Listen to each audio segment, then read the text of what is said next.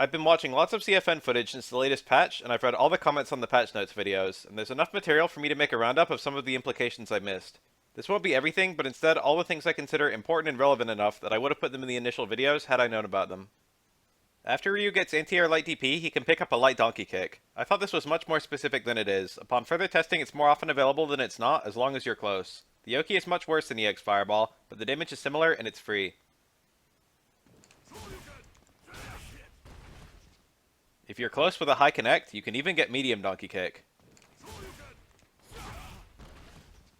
I erroneously said that Chun-Li VS1 and VS2 punish damage is similar. Actually, VS2 punish damage is now higher due to its lower pushback opening new combos.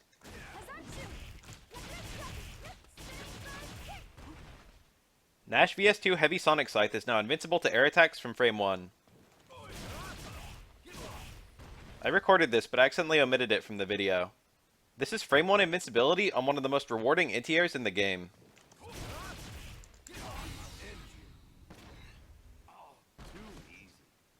Vega's crouching VT1 improves his anti-air heavy spin edge conversions.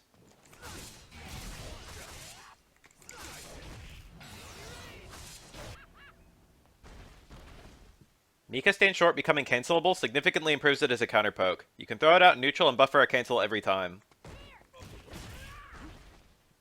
Devs added the extra hit to Rashid's VT1 without increasing its struggle potential, so all 4 hits can't combo. This means even if you hit it fully, you still have a hit left, so you should always be able to get at least 2 mix-ups out of it. EX Mixer is so slow that most characters can fully whiff a light normal and still block if Rashid is minus. This means opponents can always challenge light Mixer on block with a jab.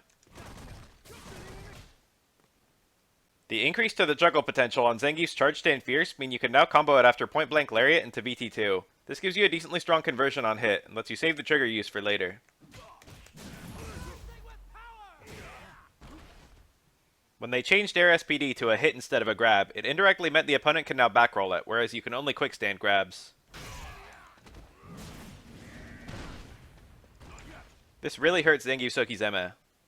This is probably a bug, since EX Air SPD has always been a hit, yet the opponent cannot backroll it.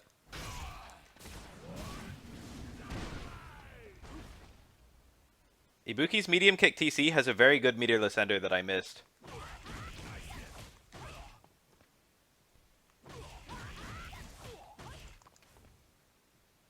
Crouch jab on counter hit now combos to low strong or stand forward. This gives her strong conversions from farther out.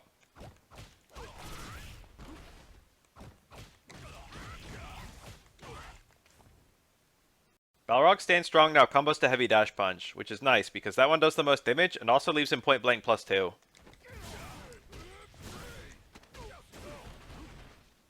Juggles to dash low are nice because they let you preserve a stored VS2.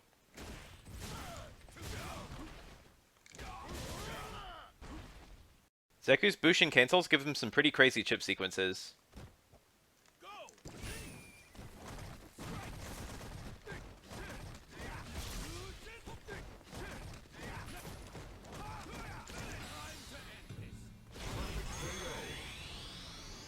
Sakura's anti-air down towards roundhouse cancel gives her a route to VS1 punches. This has great damage and better Oki than all her other meterless stuff, not to mention some nice V-meter build.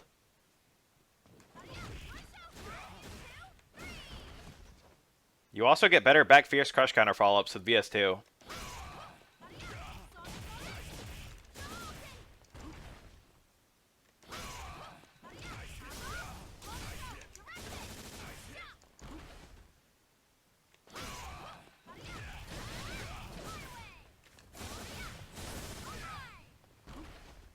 In the corner, Falk has a few combos out of her EX gunshot.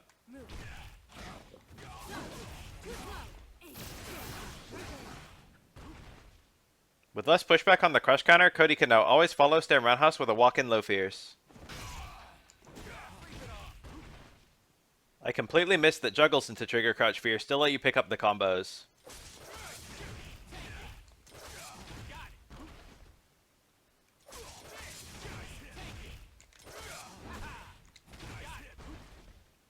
Thanks to the 10 people who all independently told me I missed Light Tatsu after Kage's non-cinematic super, despite the fact that I pinned the first person to tell me. With a Misogi, it is stronger than the cinematic version.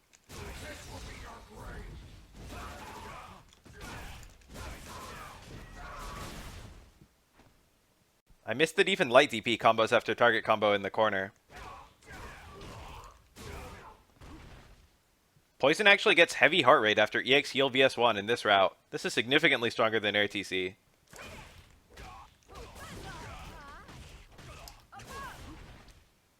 I should have showed a VS1 combo from EX heavy heart rate.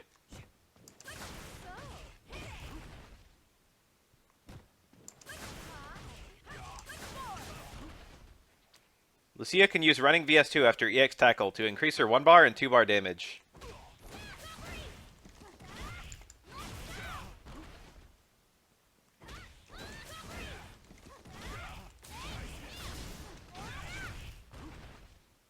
Not only do Gil's meteors inflict elements on block, they can cause retributions on block. You get longer block stun plus a chunk of super meter. This is a feature completely unique to VS1. Oro's Charge Stay Fierce reduced pushback means it now links to chicken combo.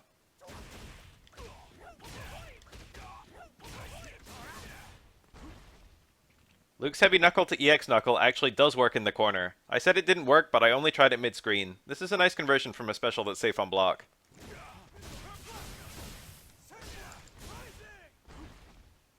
And I think I said medium knuckle to EX looked useless, but the sequence does have nice damage in corner carry, despite the slightly higher cost.